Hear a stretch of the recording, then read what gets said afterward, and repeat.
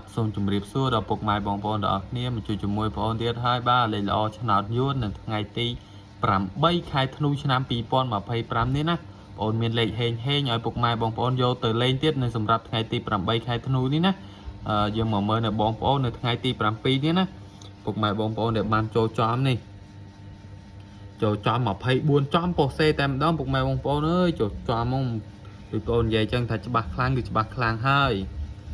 លើពុកម៉ែបងប្អូនបើចង់បានលេខច្បាស់ខ្លាំងយកទៅលេងទៀតពុកម៉ែបងប្អូនជួយដាក់សេវាមកទៀតមក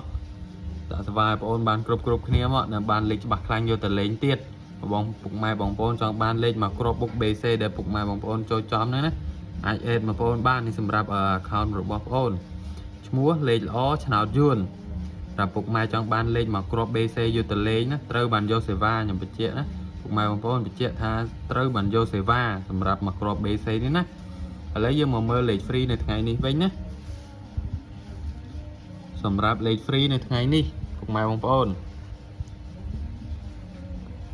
នៅថ្ងៃទី8ខែធ្នូឆ្នាំ2025នេះបងប្អូនឲ្យលេខ free A B C D ម៉ោង4កន្លះនិងម៉ោង6កន្លះហើយសម្រាប់លេខទូចបងប្អូនឲ្យ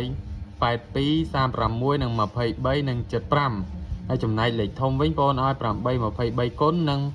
2 38គុណនិងមួយទឹកតុងទៀត3 82គុណហើយសម្រាប់ពុកម៉ែបងប្អូនដែលចង់បានលេខមកគ្រាប់មកប៉ុសយកទៅលេងអេតមកបងប្អូនបាននេះឈ្មោះ Facebook របស់បងប្អូនលេខល្អឆ្នោតយួនចង់បានលេខច្បាស់ខ្លាំងដោយដែលពុកម៉ែបងប្អូនដែលចូលនេះ24នៅម៉ោង4កន្លះម្សិលមិញនេះណា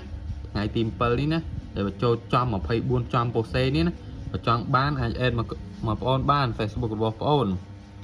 ហើយនៅថ្ងៃនេះបងប្អូនមានតែប៉ុណ្្នឹងទេជូនពរពុកម៉ែបងប្អូនសុខសប្បាយហេងទាំងអស់គ្នា